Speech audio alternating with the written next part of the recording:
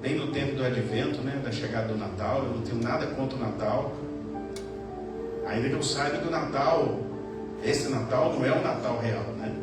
Mas é a celebração mundial, a gente respeita isso, né, sabendo de que o Natal verdadeiro não é esse. Então hoje eu quero trazer uma pregação sobre as 7 chaves. Alguém trouxe chaveiro aí? Oh, a turma lá de trás ali está ligado, né? As 7 chaves de acesso ao reino dos céus. Então eu quero começar dizendo que Deus falou algo muito, muito profundo na palavra dele, e que muita gente às vezes não pegou essa parte, ou já leu e não entendeu a profundidade do que Deus falou. Ele disse assim: eu serei e eu sou. Deus falou exatamente isso. Moisés, lá em Êxodo capítulo 3, versos 13 e 14, está escrito assim: Moisés perguntou: quando eu chegar diante dos israelitas e lhes disser, o Deus dos seus antepassados me enviou a vocês, e eles me perguntarem, qual é o nome dele? Que lhes direi? Disse Deus a Moisés: eu sou o que sou. É isso que você dirá aos israelitas: eu sou, me enviou até vocês. Muito bem. Essa é a tradução, uma das que eu mais gosto, que é a tradução corrigida. É uma tradução muito boa. Mas eu quero trazer aqui para vocês assim algo mais profundo, um capim um pouquinho mais gordo. Se formos ao original do hebraico mais antigo, vamos perceber que a frase correta não é essa que aparece aí. A que aparece aí está dizendo assim: eu sou o que sou. Só que no hebraico antigo, na tradução hebraica, não é essa a frase. A frase é: eu serei o que serei. Veja bem, Deus está falando lá para Moisés do futuro. Diga que o eu serei o que serei te mandou ao meu povo. Este tetagrama que o povo original bíblico não pronunciava sob nenhuma hipótese, nem escreve esse tetagrama. Inclusive eu já preguei aqui que não existe uma pronúncia correta para esse tetagrama, nem na língua hebraica. Não dá, alguns falam Javé, Yavé, Jeová, não tem uma pronúncia, porque não existe. Ninguém registrou a pronúncia, porque ela não existe. Eles não pronunciavam essa palavra, porque, né, lá na Bíblia, qual que é o primeiro mandamento? Deus sobre todas as coisas. Não pronunciar o nome de Deus em vão. Por isso você não vai ver nenhum judeu colocar o nome de Deus em nada deles. Nada. Eles não colocam o nome de Deus em nada, igual nós colocamos aqui, né? Mercearia, Jeová, Jireh. Eles não põem de jeito nenhum, que eles não levantam o nome de Deus em vão. Muito bem. Então esse tetagrama é um mistério tão profundo e tão sobrenatural, que a cultura judaica, a cultura hebraica, desde a época do início de tudo, não permite que se pronuncie este nome. Então, em vez de usar esse nome, eles usam a palavra Hashem. Então qualquer judeu vai falar: Hashem te abençoe, Hashem fez isso, Hashem fez aquilo, que eles não pronunciam sob nenhuma hipótese. Porém Jesus, no Evangelho de João, ele vai afirmar assim: João era o discípulo mais próximo de Jesus, era o que gostava de ficar no colo de Jesus. João era mais agarradinho assim, sabe? É tipo meu filho João, chega da faculdade, vai lá e deita nas minhas pernas, deita na perna da mãe dele. E o João, apóstolo, era isso. Por isso que o nome dele é João Pedro. Entendeu? O João é assim. E João era assim. Ele gostava de ficar perto de Jesus, gostava de encostar no ombro dele, de colocar a cabeça dele no peito de Jesus, mas era um sinal de amor. Se falar isso nos dias atuais, é capaz que algum louco vai aparecer dizendo que era uma relação trans, né? Porque tudo agora eles inventam, né? Era uma relação de amizade, né? Amizade de um discípulo com o seu mestre. Outro dia lá no evento, vocês foram no evento, o André me beijou. Ai meu Deus, já estão lá os dois, né, na relação trans, né? cabeça das pessoas é doida, né? Sabendo que Paulo fazia isso com os discípulos dele. Chama-se ósculo santo. Não tem problema nenhum beijar, né? Bom, tanto que Jesus foi traído com um beijo. Jesus então, ele também disse: eu sou. Ele foi quase apedrejado quando disse isso, revelando a sua própria natureza celestial. Então declarou Jesus, João 4,26: eu sou o Messias, eu que estou falando com você. Então Jesus fala claramente que ele é. Ele se declara, ele se autoproclama a verdadeira identidade dele. Quem sou eu?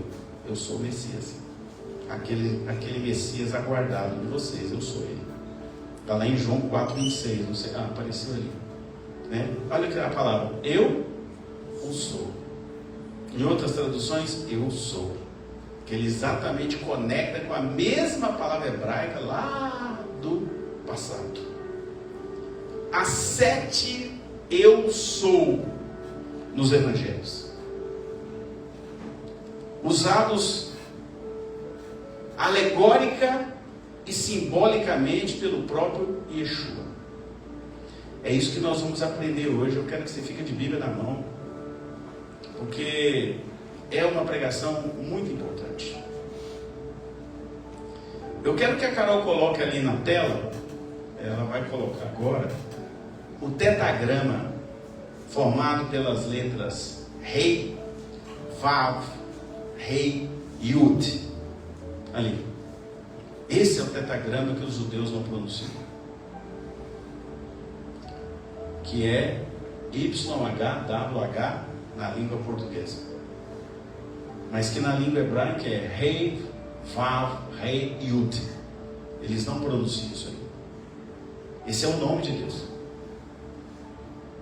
mas nunca pronunciaram. Ninguém sabe, se pronunciou, ninguém aprendeu e se perdeu no tempo como era essa pronúncia. Muito bem. Luz que revela o Rei. As 7 revelações de Jesus são 7 chaves para que você possa entender e compreender os acessos que a Bíblia nos dá ao reino dos céus. A chave número 1: Jesus é a luz do mundo. João 8,12 vai dizer assim: falou-lhe, pois, Jesus outra vez, dizendo: eu sou a luz do mundo.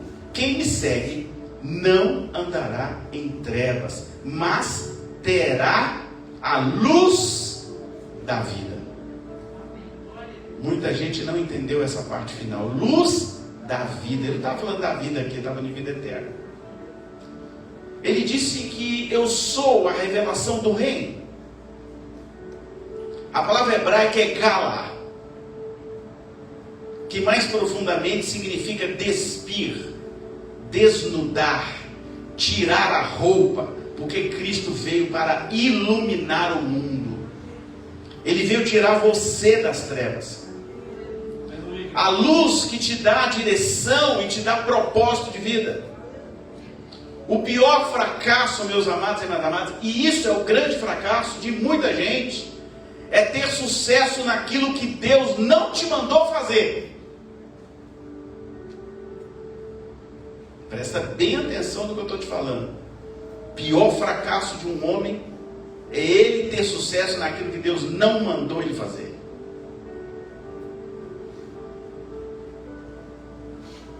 Porque ele está fora do propósito. Muita gente insiste em fazer o que Deus não mandou fazer, e as coisas não andam, dá para trás, anda, como fala lá no interior de Minas, você dá 10 passos para frente, daqui a pouco você dá 20 para trás e não entende, porque você não está fazendo literalmente aquilo que Deus colocou como propósito na sua vida. E também não venha me perguntar, pastor, é fácil achar propósito? Não, porque tem que orar e receber de Deus o propósito. E tem muita gente que vai passar anos e anos dentro das igrejas sem saber o propósito e quebrando a cabeça. e achando que está fazendo certo. É muito ruim, é muito errado você fazer aquilo que Deus não te designou para fazer, ou deixar de fazer aquilo que Deus te designou para fazer. E tem muita gente que faz isso. Deus manda ele fazer algo, mas ele não faz mais. Bom, cuidado, não ande no automático. Automático é para a área industrial, não é para a humana. Tanto que nas palestras que eu dou aí para o André, a briga é, né, tirar o automático e colocar o humanismo na gestão. Não caminhe na religiosidade, que é outro erro que muita gente comete. Está cheio disso por aí. Quebre os paradigmas. Saia dos sofismas, que são as meias verdades. Sofisma é algo que te engana, que parece a verdade, mas não é a verdade. Principalmente os sofismas da cultura mundana. Abandone o mundo. Não quer dizer que você não tenha que viver no mundo, não. Jesus viveu no mundo e ele não se contaminou com o mundo. Priorize o reino de Deus e a sua justiça. Mateus 6,33 tem aí uma receita para nós. Mas buscai primeiro o reino de Deus e a sua justiça, e todas as coisas vos serão acrescentadas. Manda buscar primeiro o quê? O reino. E quantas vezes no meio da nossa caminhada a gente larga o reino para segundo lugar, terceiro lugar, quarto lugar. E aí as coisas começam a não dar tão certo. E mais uma vez eu repito, o sucesso material não é o sucesso espiritual muitas vezes. A maior prova disso eu tive essa semana, não quero citar nomes aqui, mas esse rapaz tem cargo, tem isso, tem casa, tem carro, tem imóveis, tem tal, mas cadê a felicidade dele? Eu falei com ele hoje, você não priorizou o reino de Deus. Aí ele, é verdade, você não é sacerdote na tua casa. Amém, maridos? Amém. Aí depois, que adianta o carro, que adianta a casa, que adianta o dinheiro? Não compra a felicidade. Não compra, irmão. Não compra. A palavra hebraica aqui é or. A mesma dita por Deus na criação, quando a terra estava sem forma e vazia. E aí lá em Gênesis 1, versículo 3, Deus vai dizer assim: e disse Deus, haja luz, e houve luz. Então a luz se manifestou, e a terra iniciou o seu ordenamento. E aqui há um ensinamento muito profundo para os empresários aqui, aqueles que querem um dia ser empresários. Sem luz você não enxerga. Sem luz você pode cair. A conquista acontece na luz, ela não acontece nas trevas. Amém, crente? Amém. Agora eu quero falar da porta de entrada na eternidade. Chave 2. Jesus é a porta. João 10,7 vai dizer assim: tornou, pois, Jesus a dizer-lhe, ou seja, disse de novo, em verdade vos digo que eu sou a porta das ovelhas.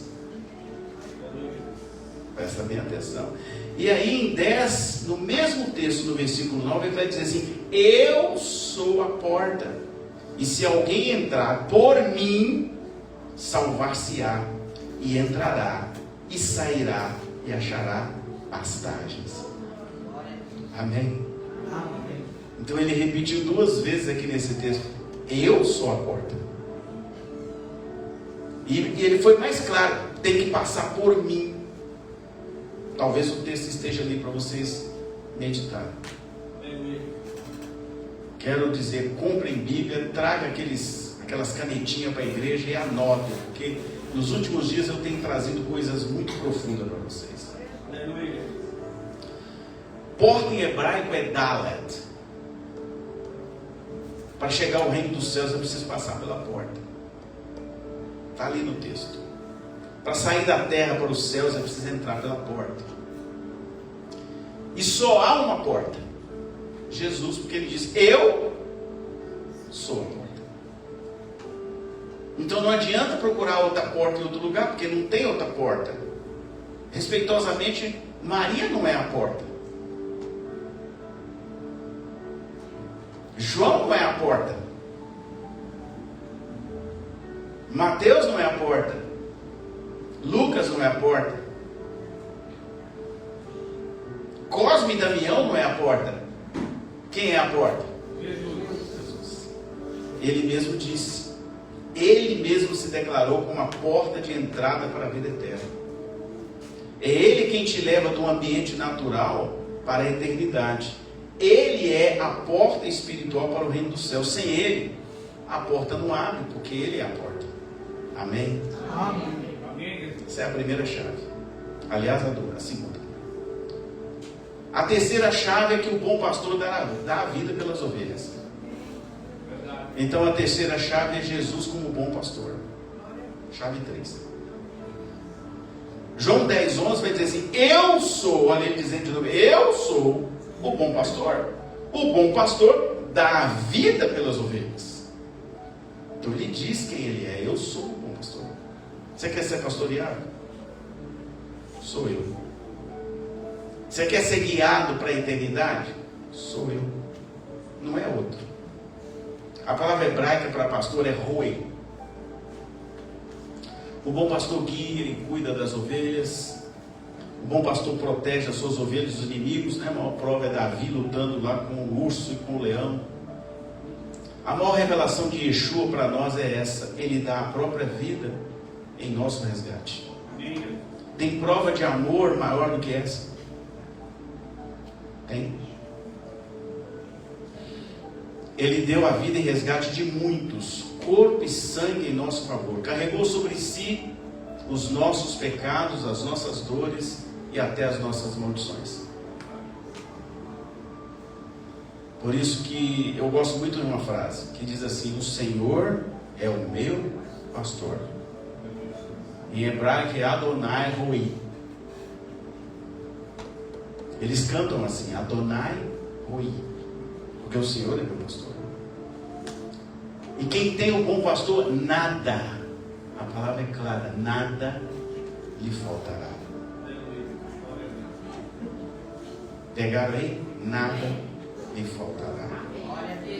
Deitar-me-ei em verdes pastos. Guia-me mansamente a águas tranquilas, refrigera minha alma, guia-me pelas veredas da justiça, por amor do teu nome. Ainda que eu andasse pelo vale da sombra da morte, não temeria mal algum, porque tu estás comigo, a tua vara e o teu cajado me consolam. Preparas uma mesa perante mim, na presença dos meus inimigos, unge a minha cabeça com óleo, o meu cálice transborda. Certamente que a bondade e a misericórdia me seguirão todos os dias da minha vida, e habitarei na casa do Senhor por longos dias. Amém. Esse longos dias aí em hebraico é eternamente. Amém? Esse é o bom pastor. Quem quiser ver, Salmo 23, de 1 a 6. A chave 4. Jesus disse: eu sou a ressurreição e a vida. Então a chave 4. Jesus é a ressurreição e a vida. João 11, 25, disse-lhe Jesus: eu sou a ressurreição e a vida. Quem crê em mim, ainda que esteja morto, viverá. Pegou? Para entrar no reino dos céus você precisa morrer. Ai, pastor, eu tenho medo da morte. Mas você precisa morrer. Para passar pela porta da ressurreição você precisa morrer, porque Jesus também morreu. Ele não ficou para semente, ele morreu também. Ele também passou pela mansão dos mortos. Sim, você vai morrer porque a carne pecaminosa que está em você não vai entrar no céu. Quando Jesus morreu, ele carregou sobre si, segundo o profeta Isaías, todos os pecados do mundo. Por isso que ele teve que morrer, para ressuscitar. Ele morreu para ressuscitar. Então, meus amados, eu tenho uma boa notícia para você que vai permanecer até o fim com Jesus. Em Cristo você herda a vida eterna e ressuscitará num corpo glorioso e viverá eternamente com Ele. É só você crer e permanecer. A palavra hebraica é kum, que significa levantar. E tekumá, que significa ressurgir.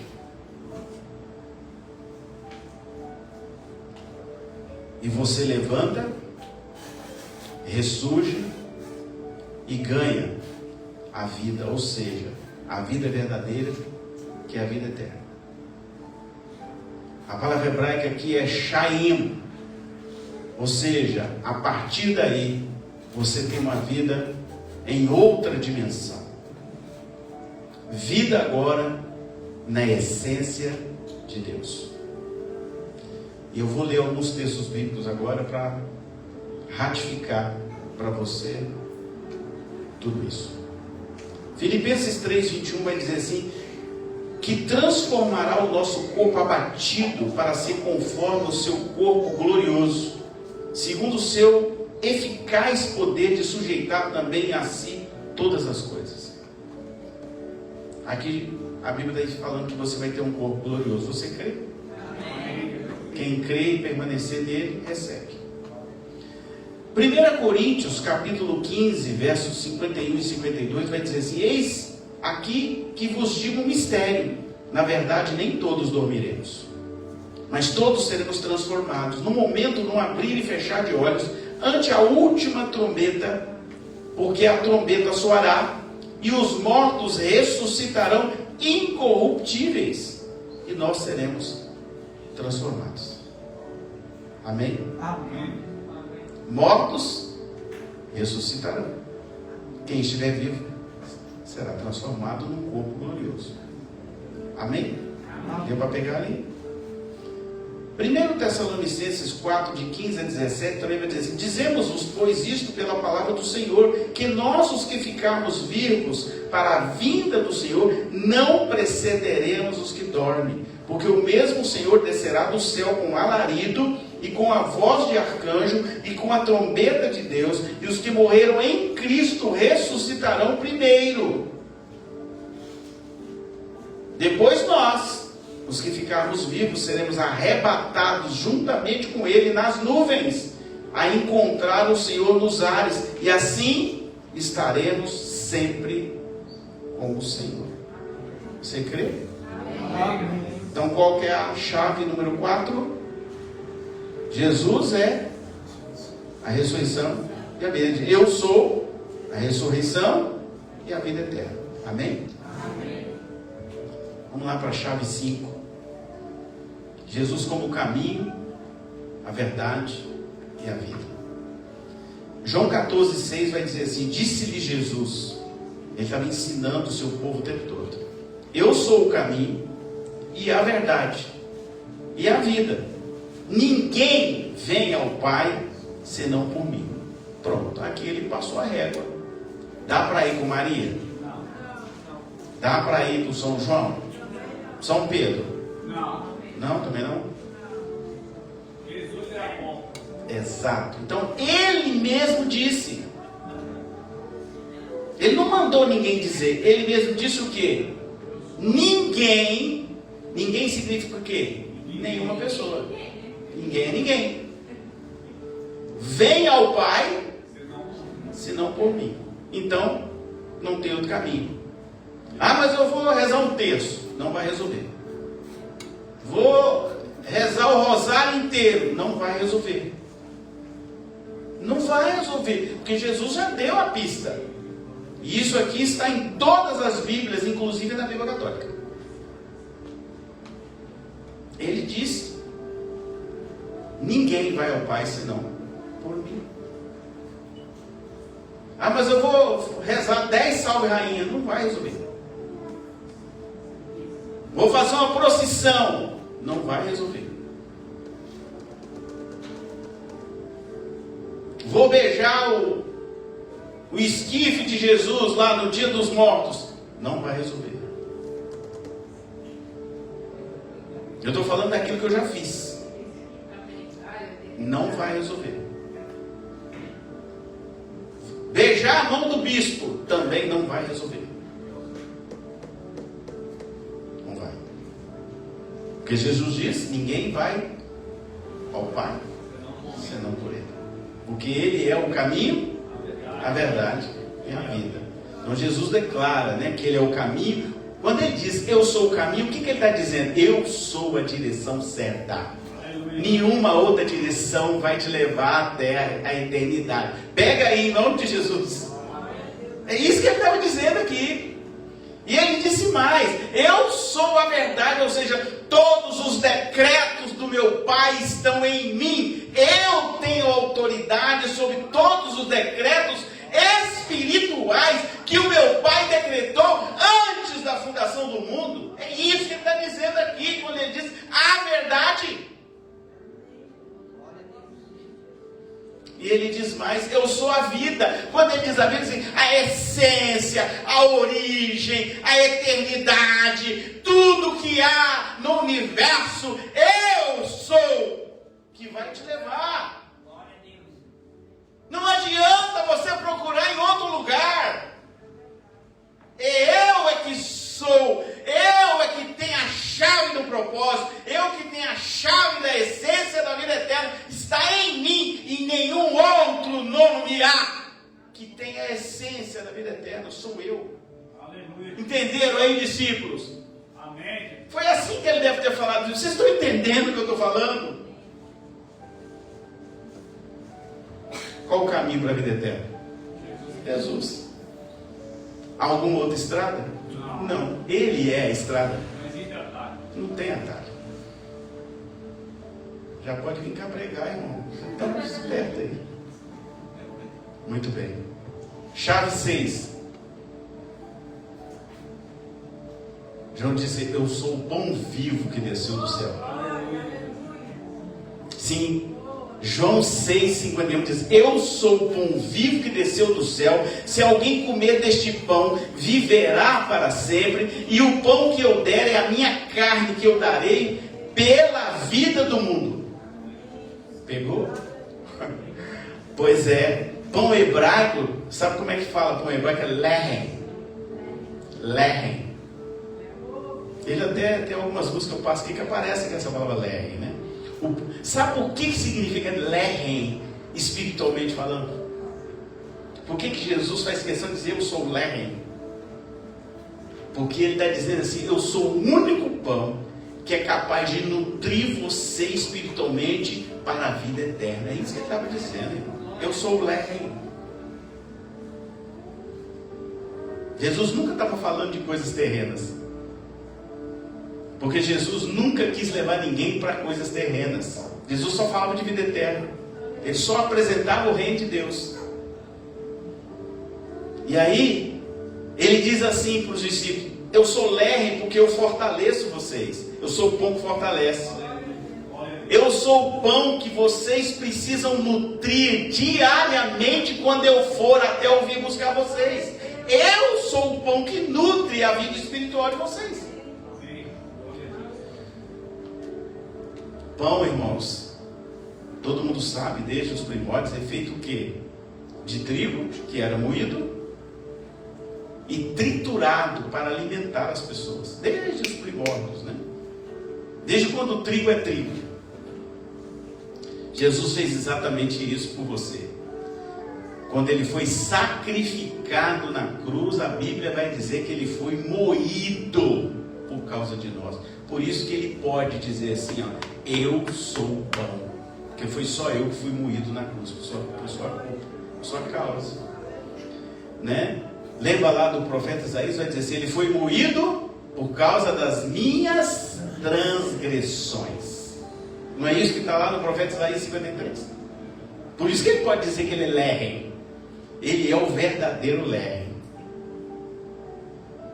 A palavra vida em hebraico, eu fiz questão de estudar isso essa semana, é escrita assim, o Raim. Ou seja, Raim, na origem, quando Jesus fala dela, que ele diz assim, eu sou a vida. Ele está dizendo assim, eu sou a vida dada por Deus, concedida por Deus, concedida pelo Pai, concedida para que você possa ter a capacidade de voltar a ter comunhão eterna com o Criador. É isso que ele está dizendo quando ele fala de vida. Ou seja, quando eu recebo, tomo posse, me aproprio da vida em Cristo, eu consigo voltar para o Criador. Só através dele que eu consigo voltar para o Criador. Porque no dia que ele criou o homem à imagem e semelhança, está escrito no plural lá em hebraico, façamos o homem a nossa imagem e a nossa semelhança. E aí depois, um dia eu vou pregar sobre isso da costela, né? Aí ele vai lá e pega uma porção de carne e faz a mulher. Tem manto aí nesse negócio. Mas devagarinho a gente vai pregando. Fica na igreja mais uns 5 anos, aí vai dar tempo de eu pregar assim. Jesus faz questão de ressaltar, e é importante que você guarde isso hoje no seu coração. Ele diz assim, eu sou o pão vivo. Deve estar aparecendo ali, né? Ele está dizendo, eu sou o pão vivo. Ele não é um pão morto. Você já viu um pão morto? Cheio de bolor, duro, estragado. Não é? Deus me defenda, né? Ele diz assim, eu não sou esse pão aí. Eu sou um pão vivo. E eu desci do céu. Porque ele está dizendo, eu sou o maná que alimentou todo o povo durante 40 anos no deserto. Eu sou esse maná, eu sou o pão, aquele que alimenta, que não estraga. Amém, irmão? Ele é o pão que é capaz de pegar um homem, né? Aí esse aqui tem pastor, né? Viu ele aí amuado aí semana passada, ali num canto. Eu falei, ué, que é isso? Como é que eu vou ver ele ficar amuado? Eu sou o representante do bom pastor. Aí eu fui lá e falei, eu vou orar por você agora. Diz ele que nunca mais teve problema no dente aí. Acabou? Olha a Deus. Acabou? Tá curado? Todo dia eu ia na obra assim. E agora? Aqui, acabou. Acabou? Isso não significa que você não tenha que ir ao dentista, mas Deus cortou a dor. Ele não estava nem ficando em pé, né, irmão? Eu falei, que é isso, meu ovelho desse jeito? Que é isso? Eu sirvo um Deus que é capaz de curar. Sim, irmãos, eu creio na cura, porque Deus já me usou e eu já recebi várias curas de Deus. Aí eu vou deixar a ovelha sem ser curada aqui? Eu falei com o André na hora que o pastor orou, eu não me senti mais. E era todo dia, chegava de manhã, doía, tarde, doía, e domingo, o pastor orou. Sabe quem te curou? Jesus. O pão vivo. Porque ele é um pão vivo que desceu do céu. É um pão que não se deteriora. Ele não se decompõe. Ele não pega bolor. E eu fui para não comer esse lado, aí eu esqueci como, não tem nada a ver. Amém. Chave 7, a última chave de hoje. Ele diz que ele é a videira verdadeira. Ele diz assim, ó, João 15, 1 e 2. Eu sou a videira verdadeira e o meu pai é o lavrador. Toda vara em mim, ó, aqui que está o manto. Toda vara em mim que não dá fruto, ó, presta atenção. Toda vara em mim que não dá fruto, tira. Não sou eu que estou dizendo. Quem está dizendo é a Bíblia. Jesus nunca levanta ninguém para não dar fruto, irmão. É para dar fruto. Pode falar amém. Dar fruto é muito importante, né? Essa semana alguém aqui da nossa igreja, eu fiquei muito feliz quando eu entrei no no stories dele e vi ele usando algo da igreja para evangelizar. Eu falei, começou a dar fruto. E ele está cumprindo essa palavra aqui, ó. Ele não está fazendo isso porque o pastor pediu, então, porque eu nem pedi, mas ele está fazendo cumprir na vida dele isso aqui, ó. Toda vara, ou seja, todo ramo em mim que não dá fruto, eu tiro, eu estiro, eu corto, eu tiro ele de mim porque ele não me merece. É isso que Jesus está falando aqui com todas as letras. E aí ele diz, e limpa toda aquela que dá fruto, aí ele limpa. Aí ele limpa, ele derrama água, aí ele derrama cura, porque está dando fruto. Aí ele cura, aí ele cuida, aí ele traz prosperidade, porque está dando fruto. Aí quanto mais fruto você produz, mais ele limpa. Aí ele faz questão de cuidar de você, porque ele está dizendo isso aqui. Está dando fruto, irmão? Amém. Qual é o maior fruto que Deus quer que a gente dê? Vamos ver se vocês sabem. Qual é o maior fruto? Quem permanece nele tem que produzir fruto. Qual é o maior fruto que Deus quer que a gente produza? Trazer outro. Ide por todo mundo. Pregai o evangelho a toda criatura. Ele não diz que é servo de Deus, ele vai para toda criatura. Ele faz questão de denominar quem que nós temos que pregar, para criatura, porque você já não é mais criatura, você já está enxertado na videira verdadeira. Então essa é uma ordenança dele.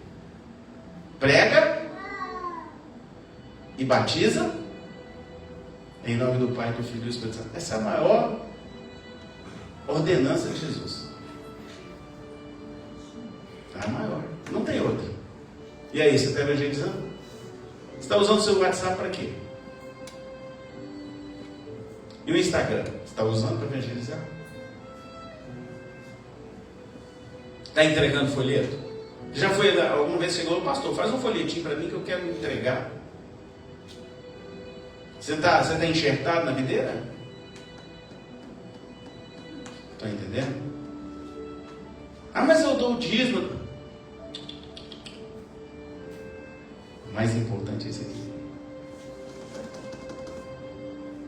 Porque quando você faz isso, aí Jesus avisa, eu vou limpar você para você dar mais fruto. O que é o fruto? Fruto é para você comer ele? Você come o fruto de si mesmo? Não, o fruto é para outra pessoa. Ela precisa colher em você o fruto. Estão entendendo, irmãos? As pessoas precisam colher o fruto em você. A tua esposa precisa colher o fruto do marido, e o marido precisa colher o fruto da esposa. O filho precisa colher o fruto do pai, mas o pai também precisa colher o fruto do filho. Se ele é um crente autêntico, verdadeiro, nós temos que colher frutos uns dos outros. E você precisa ter fruto para dar para as pessoas. Sabe? Fruto de justiça, fruto de amor, fruto do evangelho que você defende. Irmãos, pelo amor de Deus, o evangelho está sendo vilipendiado no mundo todo, e você precisa ser uma videira que dê fruto para Cristo, porque o fruto está secando.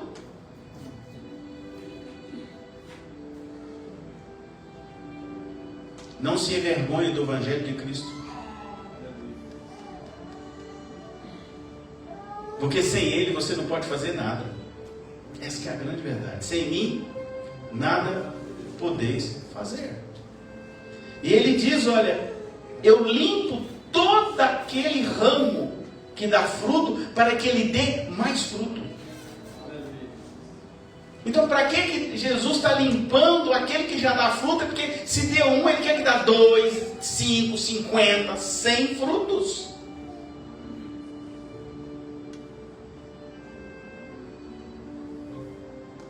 E o seu fruto é o seu exemplo como cristão. É o seu exemplo. É o seu exemplo como pai, é o seu exemplo como mãe, é o seu exemplo como marido, como esposa, é o seu exemplo como funcionário de uma empresa, é o seu exemplo como empresário. Você defende quem? Ou você é o 007 que quer só se locupletar de Jesus, você quer apenas a bênção dele, mas você não quer defender o nome dele?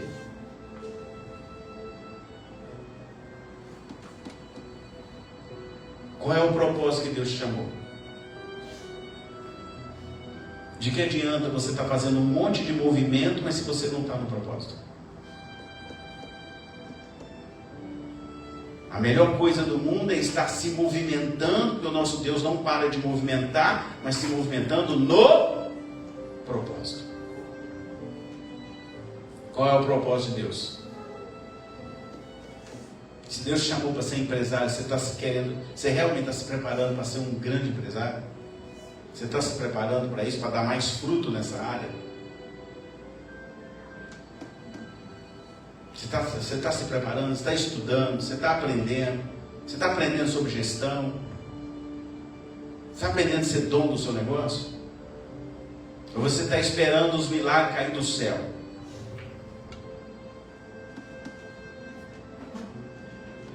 Você quer ser gerente onde você trabalha? Você está se preparando para isso? Você está demonstrando isso para as pessoas?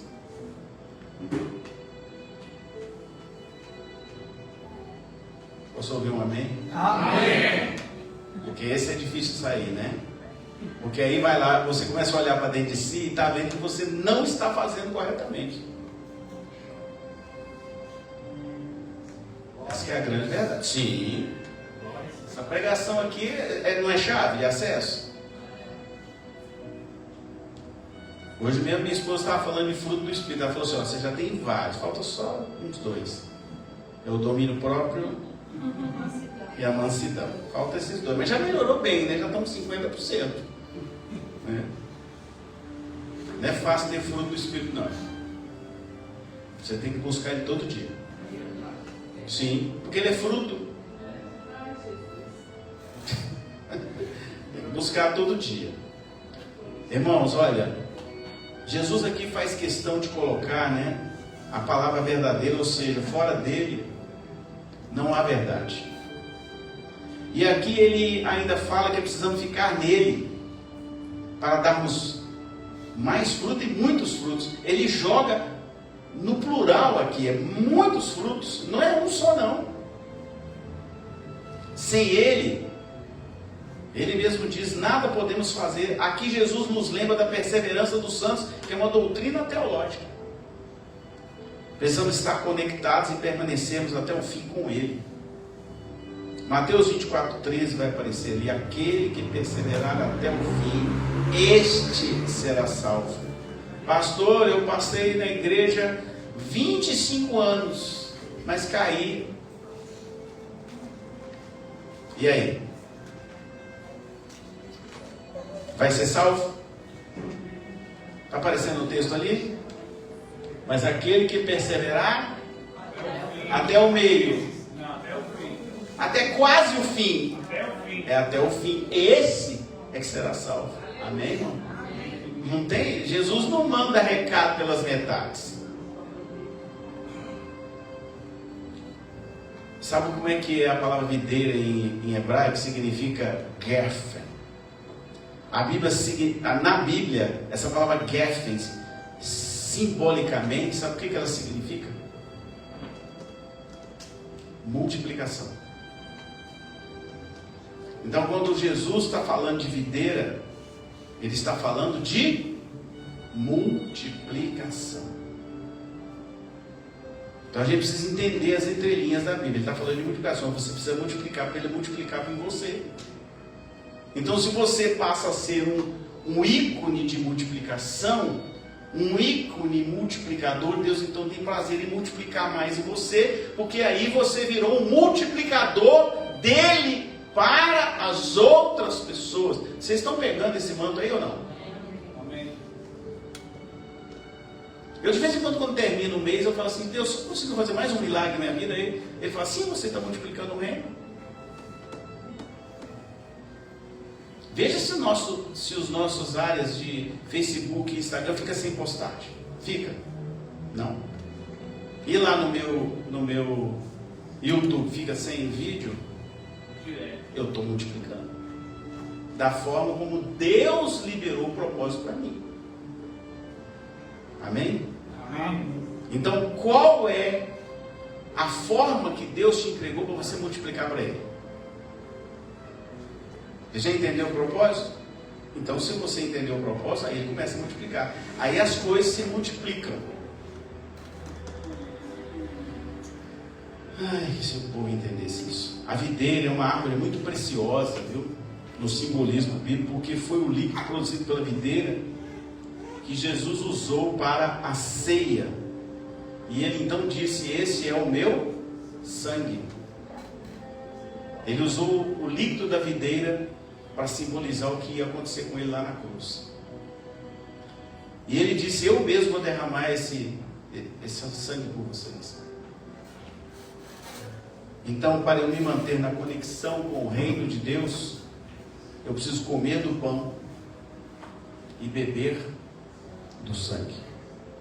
João 6, 54, 56, eu gosto muito desse texto, diz assim: quem come a minha carne e bebe do meu sangue tem a vida eterna. Não está dizendo que terá, não, tem a vida eterna. E aí ele dá um prêmio para quem fica nele. Não sei se já apareceu ali, mas ele dá um prêmio. Aí o prêmio é a consequência, olha lá. Então ele diz assim: olha, quem faz isso e faz isso, aí eu te dou um brinde. Qual é o brinde? Eu ressuscitarei no último dia. Esse é o brinde, esse é o prêmio, esse é o passaporte, esse é o bônus que Jesus vai te dar. Aí ele diz: porque a minha carne verdadeiramente é comida, e o meu sangue verdadeiramente é a bebida. Quem come a minha carne e bebe o meu sangue permanece em mim e eu nele. Por isso que eu falo: ninguém pode perder ceia do Senhor. É por causa disso aí. Não é porque eu quero, não tem problema, mas é por causa desse negócio aí. Tem que beber e comer dele. Amém? Amém. Vai aparecer uma telinha ali, que eu fiz questão. Olha ali. Queria pedir a Natália para apagar essa fileira aqui. Olha lá, o que está escrito ali? Leiam comigo. Deixa eu apagar ali. O que tem do lado de lá? Arroz.